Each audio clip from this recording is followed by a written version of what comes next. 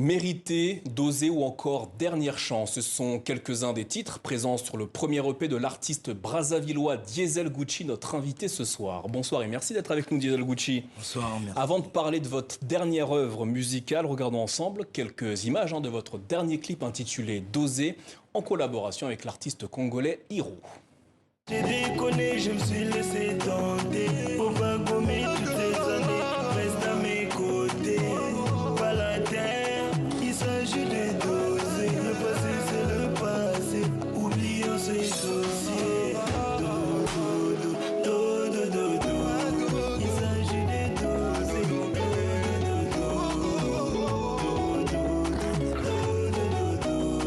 Fils pas il gagne, il faut doser.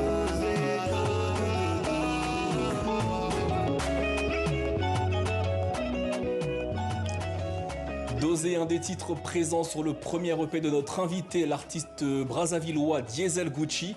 Oasis, c'est donc le titre de ce premier EP. Ce mot peut signifier plusieurs choses. Ça peut être un point d'eau au milieu du désert ou encore un lieu de repos et de tranquillité. Quand vous avez choisi le nom de cet EP, à quoi pensiez-vous ? Ouais, Oasis, c'est une île qui se trouve au milieu du désert. Je voulais, la musique congolaise avait besoin de s'ouvrir à l'international.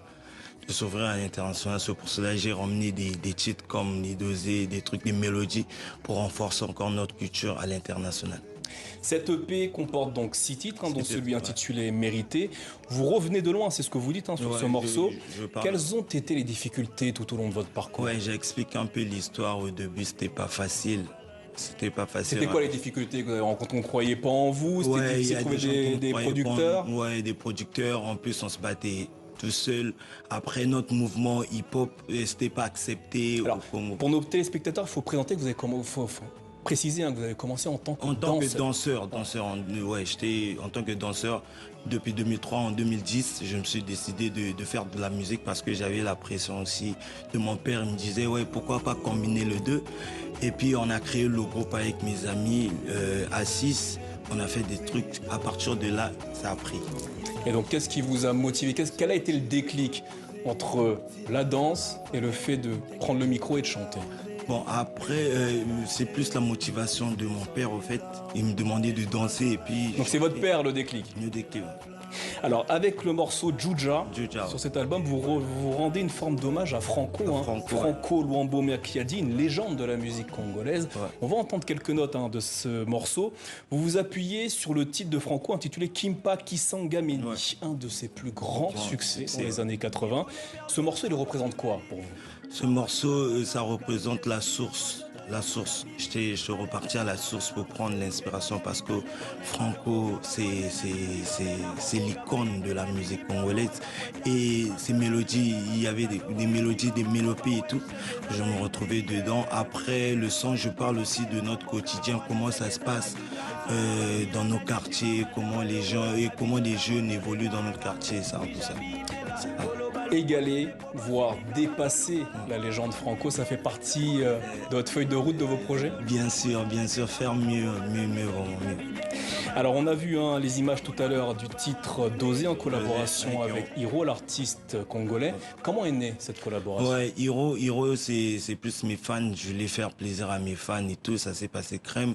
Après, j'ai choisi Dosé parce que avec son univers, l'image et tout, parler de la femme, je trouvais que c'était. Et vous vous êtes retrouvé vous artistiquement dans son univers ? Artistiquement dans son univers, ouais.